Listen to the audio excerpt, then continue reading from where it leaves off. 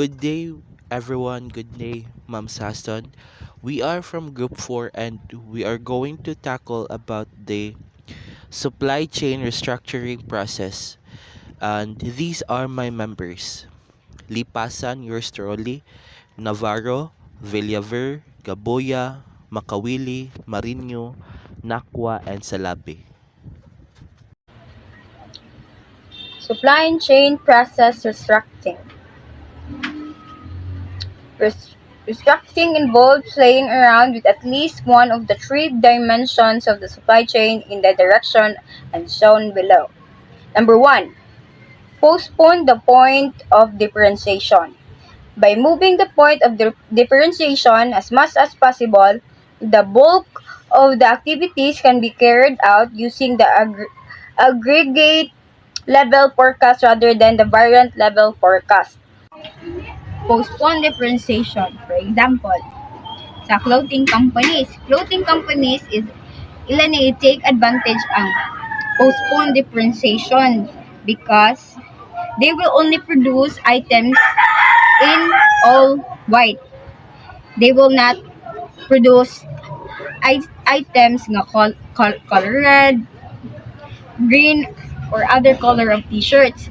They produce only white t-shirts. So that kanang wa man sila kabaw sa demand sa color sa t-shirts. So ang ilasang i-produce is all white. By that kung na sila order nga lain nga color aside from white is pwede na nila coloran ang white of, for example, green. Na ni-order nila 100 t-shirt nga green. Ilan na nang coloran of green ang white t-shirt. Pwede ra nila koloran ang white t-shirt of green. So dili na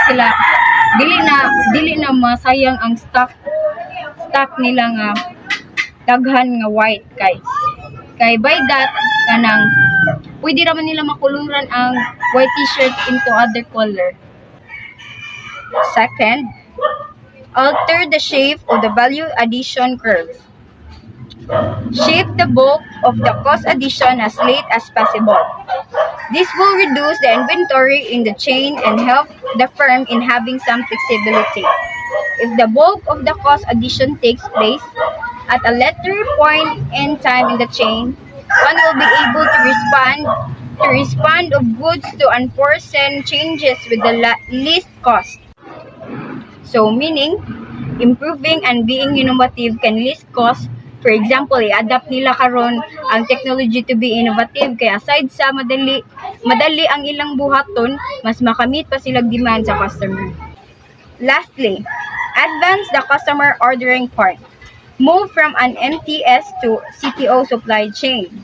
By moving the customer ordering point as early as possible, one carry out the bulk of the activities against an order, which reduces the importance of forecasting.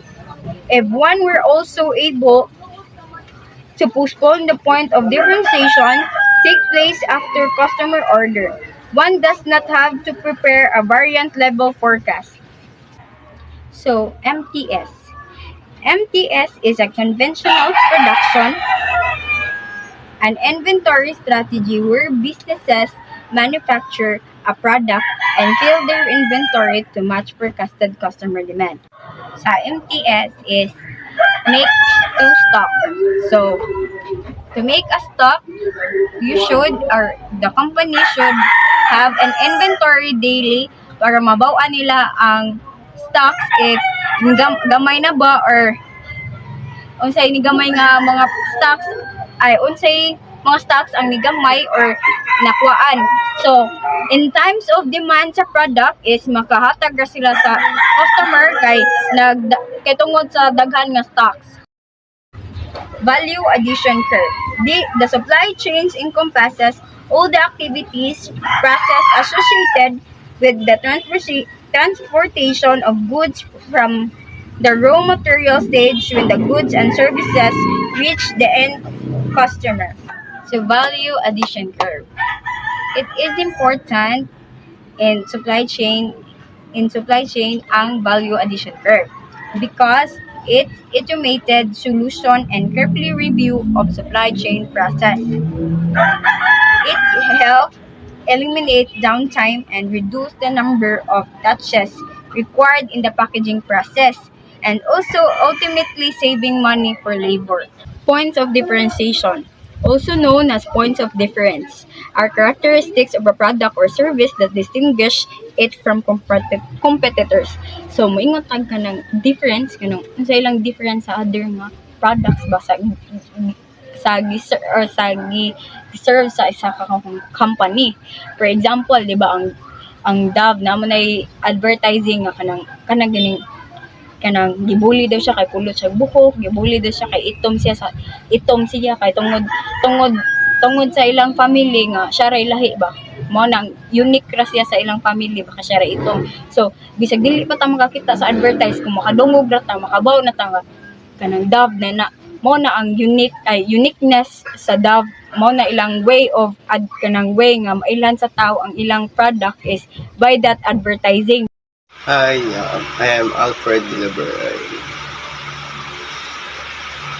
Our topic is this is all about the customer ordering point move from MTS to CTO supply chain. So first is moving from the MTS to the CTO supply chain is very attractive to firm because the firm no longer has to forecast at the variant level as discussed earlier, forecasting at the aggregate level.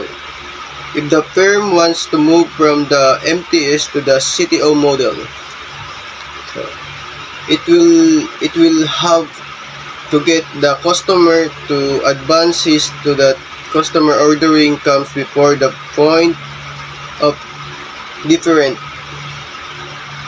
How does one get to customer to order early? Provide clear and detailed description of your products and emphasize unique qualities of your product. Provide a little more than what's expected.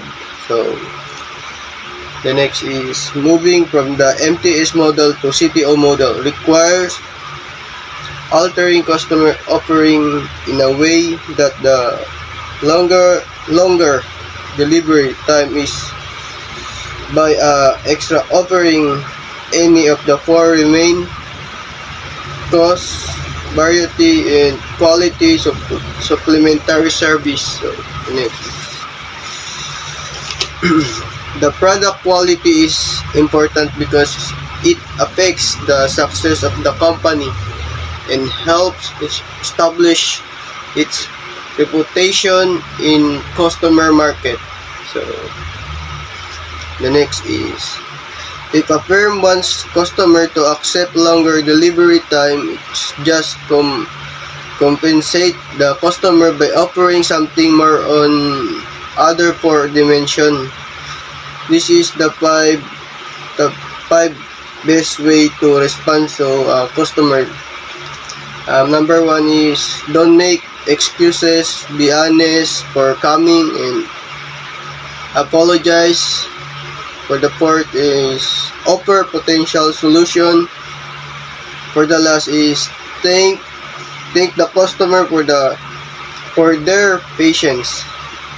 For the last is it is essential that one must ensure that the revised bundle of the offering result in a similar level value of utility to the customer, if not higher than.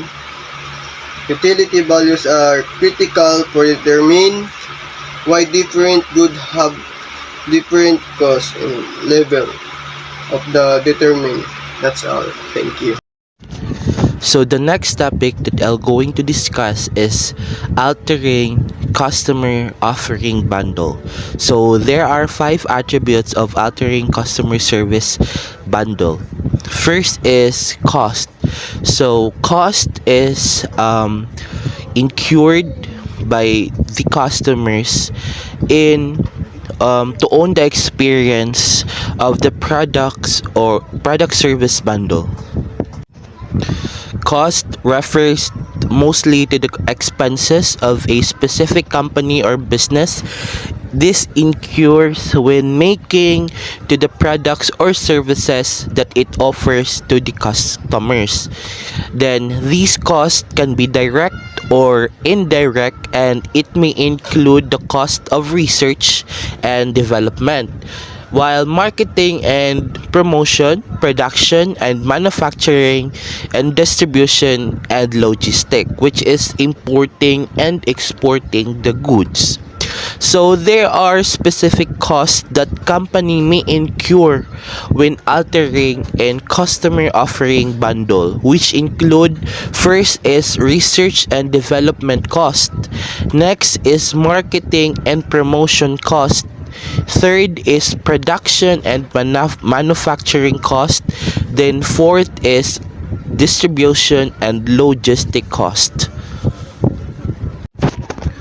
So the second attributes of altering customer offering bundle is delivery time.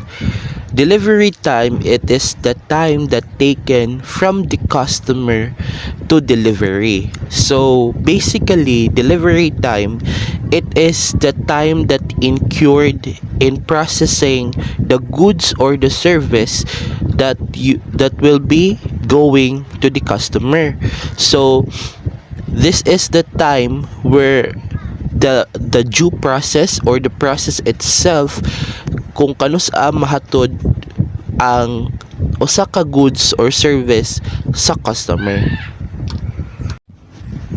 The third attributes of altering customers offering bundle is product variety. So in product variety, this is the range of choices of the customers. So kung unsay ma-offer nimo sa customer, if the client wants to have a cheap but a good product, or they want very expensive one product, kana diha ka mag-base kung unsa jud nga product specifically ang ganahan sa usa ka customer. Then diha sad ma-involve ang customization, which kanang pwede nimo ma-personalize if unsa jud ang gusto sa usa ka customer. Maybe ganahan siya ani nga design, kung unsay i-input sa usa ka kung unsay gisulti sa customer, imo na siyang i-input para mahimo na siyang customization kay para ma-satisfy ang customer sa ihang product nga ihang desire. So the next attributes is quality. Quality attributes, features, captures performance and reliability. So given the definition itself nga quality, this contains on how the product long last, or how the product firm, or unsa ka firm ang usa ka product. Kay the quality, the attributes of quality man good, kay this is the basis of customer whether they want to try or not. Kay for instance sa features, maybe ang customers, o if ikaw maghimo ka sa product nimo, if magpagawas ka og features nga bag-o siya sa usa ka customer, so the customers will be attracted and will be engaged on the product, and might kanang makuan sila, maengganyo, which resulted nga makapalit siya, so makasell na noon ka. Then sa performance sa product diha, if ma-perform well ba siya, if or diha, or sa buta na to sa services, if nindot ba ang services or bati, diha magbased ang customer if ganahan sila mo engage ana. Then reliability, how long will the product last, kay mostly ara man jud ang kuan ang gina look forward sa usa ka customer, if if is it worth it to buy, if it worth it to engage and to buy, 'di ba? Grabe ka ka broad ang product, ang quality of attributes jud. The last attributes of altering customer offering bundle is supplementary services. So, supplementary services surround core product offering to enhance the value of customers. So, supplementary services, this refers to process during the additional products or services to the bundle of the company offers to the customers. These supplementary services can be related to the core product or services offered the company, or they can be unrelated and offered as an added value of the customer. And supplementary services can also help to increase the overall value of customer offering bundle, as customer may be willing to pay more for a bundle that includes additional products or services. This can help to increase the profitability of the company, as it can charge higher prices for its customers. So, there are several reasons why a company may choose to alter in customer offering bundle to include supplementary service. Like for instance, ang company want to differentiate itself from its competitor, so they want to be unique on the eyes of other competitor by offering a wide range of product or services, and this can help to attract and retain customer, as they may be more likely to choose a company that offer more comprehensive package of product and services. So if ikaw nga company, if mag-offer ka og wide product range and services, syempre ang customers kay mainganyo and ma-curious kung unsa na nga product, if is it new, if it is unique nga product. So tendency jud ana, if makuha na ang wide range imong product or services, the more customers nga maingganyo, the more profit ka nga makuha. So mao na siya ang supplementary services. Good day everyone, I'm Dan Michael B. Navarro, and I'm here to give the examples of customers' order delivery time, production variety or customization, cost and production or service feature. So the first one is customer order delivery time. So one of the reason nga nung ni-order na lang ta instead nga magluto is to save time and less effort man, di ba? So big impact yun na as customer kung dali ra ang delivery time. It is a way of getting the customer's satisfaction. So the second one is the product variety or the customization. So for example, ani is nag-focus siya sa gusto sa customer, like gusto siya magpatato nya, wala sa gi-offer sa tattoo artist iyang ganahan nga design. So naghimo or nagpa-customize ang customer sa iyang ganahan na design, pero kay customize man iyang design, mas mamahal gyud ang price. So the last one is the cost and production or service feature. For example, ani is bazaar versus retailer. So meaning mas maka-save gyud unta ta og dako kung sa mismong direct supplier o sa big bazaar ta mo palit kaysa sa retailer ka magpalit. Ang nakaapan sa direct seller o sa big bazaar nga kumpanya is gamay ilang branch, maong kasagaran niini na himutang sa layo nga lugar, ug mao kini ang isa ka rason nganong mapugos ang uban sa pagpalit sa retailer basin gamay rang maginansya kaysa kay mao may duol. Moving from MTS to CTO, alternative approaches. It is possible that both ideas individually may not help the firm in moving from the MTS to the CTO model, but the combination of both movements that is leftward movement of the customer entry point and rightward movement of the point of differentiation, jointly might ensure that the modified customer entry point is ahead of the modified point of differentiation. Advancing the customer entry point involves charging the product bundle of offering to the customer, and postponing the point of differentiation involves change in product and process designs. Ang moving from MTS to CTO alternative approaches kay so far, we have discussed the idea of advancing the customer entry point of differentiation apan ang mga kumpanya mahimo nga dungan nga magtrabaho sa pagpauswag sa order sa customer o pag-postpone sa punto sa pagkalain-lain so that the combined effect will help them in getting the desired result.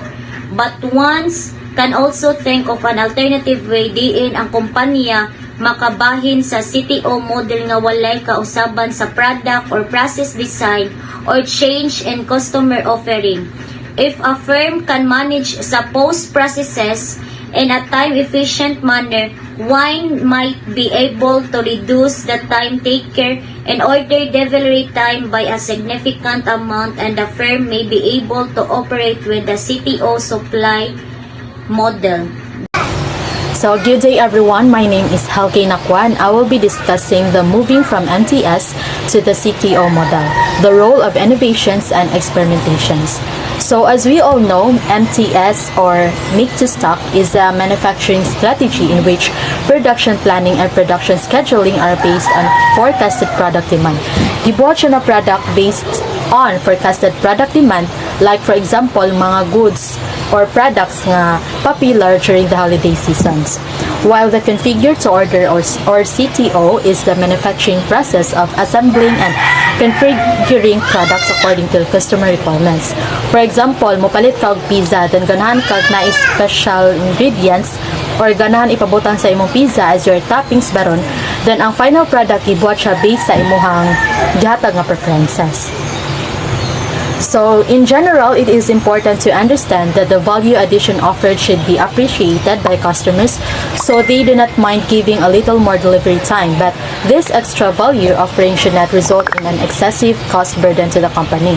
So, usa ka example diri nga gihatag sa module, which is there is this one company nga which is the vehicle manufacturing company. Then, one of the senior executives sa kaning company nakakam up siya og idea about customer offering. So, kani nga industry di ay nabelong siya sa dili organized na sector. So, kani nga mga entrepreneurs nakaon sila og less than 4 trucks. So, naa sila 85% for the trucks. So, kani nga company kasagaran customer nila is dili usa kadagko nga company, kundi mga entrepreneurs ra nga gusto mo sud og negosyo nga transportation or mga entrepreneurs nga naay 2 or more trucks nga naon ra. So, kasagaran sa mga small time entrepreneurs karon kay nito sila ng numerology number nga naa sa mga trucks o sa mga sakyanan, kay according to my research ang kanang numerology number nga nakabutang sa mga sakyanan is na siya kanang meaning each number or letter o purpose na ay mga numberan na nga swerte daw. So, let's go back to the topic. So, kaning end customer nga nipalit og sakyanan sa kaning nga company is gusto siya kanang ang mapalit niya nga truck is tugma sa ilahang chassis number. In short, mo siya kanang pabutangan niya or pabuhatan niya. So, kaning nga end customer, if matagaan siya og value of offering nga mo promise ang usa ka tawo ani nga company nga matugma ang ilang numerology number sa ilang own chassis number. So, ang end customer dapat willing siya buhatag og taas nga oras sa pag-deliver sa truck dito sa manufacturing firm. So, diri na siya mo-apply ang MTS to CTO. To make to stock model, ang firm can move from MTS model to CTO or configure to order business model. So, nidagan ang pila ka tuig ang kaning vehicle manufacturing company, dili na sila modawat og offer ingon ato nga services o bisag unsa pa nga services nga makaresulta nga makagasto og dako sa ilang company. Kaya the reason why they are only engaging MTS model, business model. So that's why it is very important to understand consumer behavior and find out what offerings they value. For example, a company should do a hard cost-benefit analysis before offering this kind of scam to customers. But a better approach will be to offer something that does not cost much but is still valued by customers. So good morning everyone, my name is Marjorie Salavi and I'm gonna be report about restructuring the supply chain architecture. Architecture in the chain is constituted by the way in which material flow takes place and the position at which the materials is placed in the chain. There are two different ways in which our architecture gets restructured. So first is the restructure flow and chain, and also the second is restructure placement of inventory in chain. So when the supply chain architecture is a process that helps businesses manage and optimize their supply chains by taking into account their strategic objectives and current capabilities and limitation. So in the restructuring flow and chain, it's a differential material flow for different category of goods.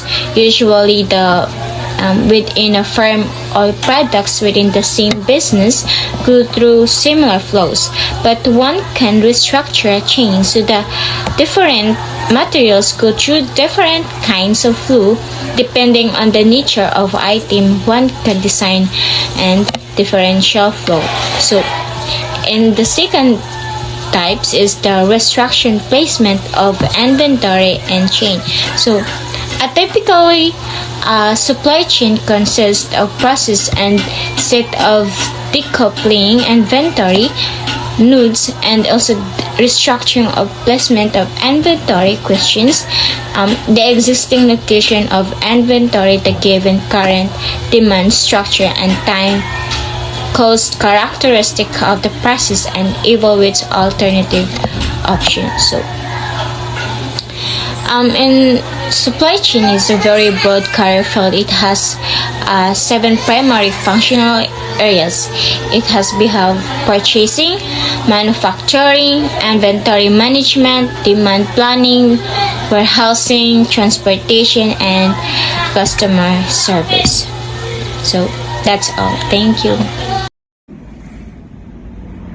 Hi everyone, so I will be talking about the structure placement of inventory of the chain.